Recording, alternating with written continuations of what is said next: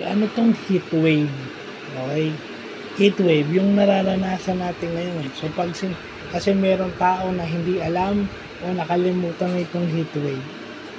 Sa mga matatanda siguro ito yung term na nakakalimutan nila, but ito yung sa meteorology o study of weather, ito yung prolonged period of hot weather.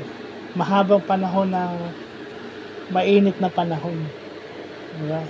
Kaya ngayon, ilang buwan ng mainit yung panahon na yung heat index natin heat index o yung alinsangan natin ay umaabot na ng 50, 50 degrees Fahrenheit or more. So, sobrang init na nun. Di ba? So, kailangan meron din tayo mga alam sa science o sa mga natural phenomenon. Kasi, hindi lang tayo basta nakikinig sa health expert, dapat may alam din tayo. Yun ang sinasabi nila, ligtas ang may alam. Tsaka hindi natin dapat ginagawang yan.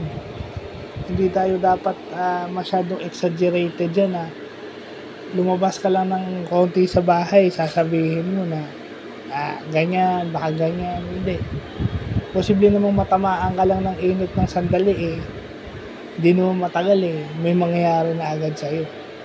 Kung nakababad, oo. Pero kung hindi naman, huwag kang masyadong exaggerated na akala mo Tsaka kung lagi ka namang hydrated, yun kung lagi kang hydrated, maintain yung body temperature mo.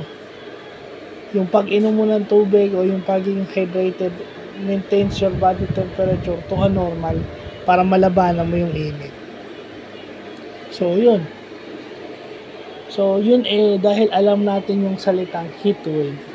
So, yun lang pa.